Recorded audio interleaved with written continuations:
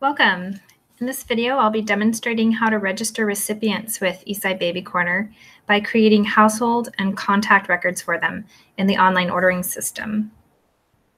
So here we are in the provider portal. I'll use an example I showed in the first introduction video of Mrs. Smith, who's in her third trimester of pregnancy, placing orders for herself and her new baby. So I'll be creating a household record and two contact records, one for her and one for the baby. The first thing you'll want to do is make sure that you're not creating duplicate records. So you'll always want to search for an existing record before creating a new one. Let's say she's a brand new client who's definitely not in the system yet. To register her, first create a household record by going to the Households tab and clicking Create New Household. This opens a new blank household record. Items that have a red bar next to them are required fields.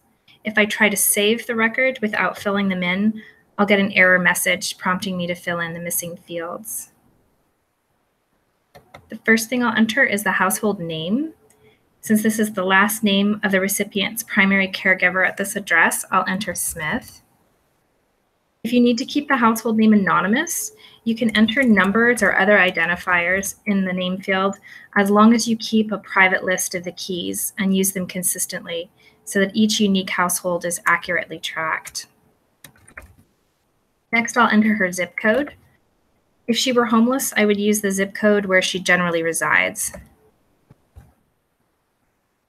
Income level, I need to select the household's percentage of average median income. To look up what the AMI is for the current year by county and household size, you can go to the Housing and Urban Development website. And here's the URL for that. Let's say her household income is less than 50% of the AMI for her area and household size. So I would select low. For homeless status, we'll say no, she's not homeless. And her household status is active because she's a current client. When you're finished, click Save. If you're registering a whole list of new households, you can click Save and New to save the current record and immediately open a new one.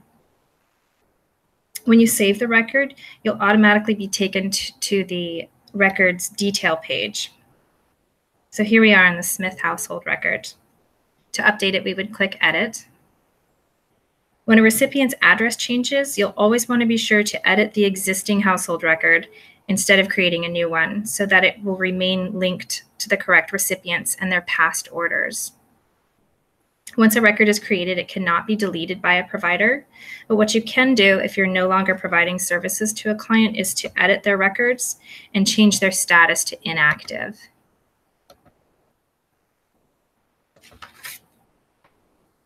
Now that the household is registered, I can register the recipients. So from the household record, I'll scroll down to Household Members and click the New Recipient button. This opens a new blank contact record linked to that household. So if I were going to register Mrs. Smith, we'd go ahead and put her name in. Say her name is Mary Smith. Again, you could use anonymous identifiers as long as you track them yourself and use them consistently.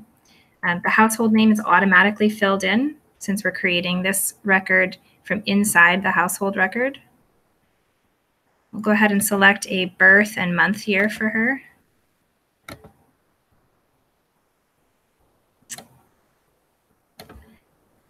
And then some demographic information.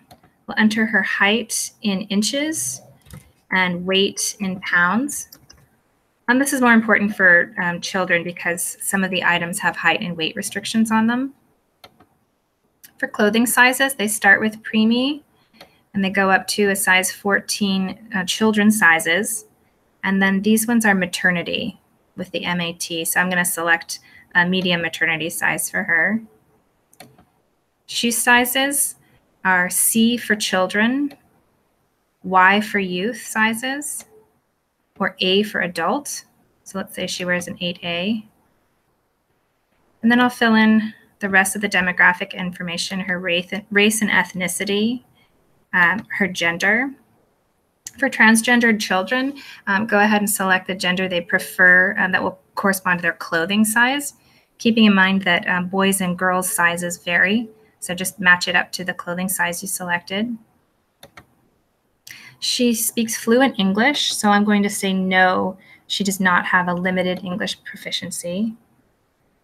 And then I'll go ahead and say she has no military service or disability.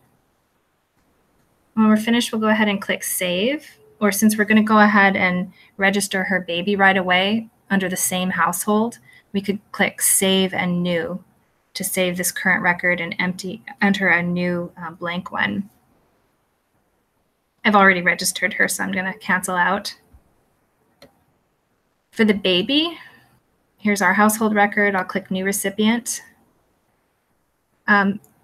For birth month and year, we're going to select the expected due date, month and year. For height and weight, you can go ahead and just enter a 0.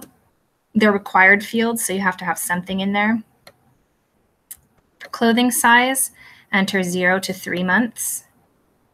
And shoe size, 0 children's.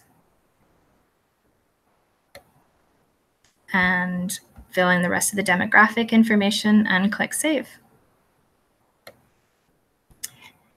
So those are the basics of how registration works. In the next video, I'll demonstrate how to place orders.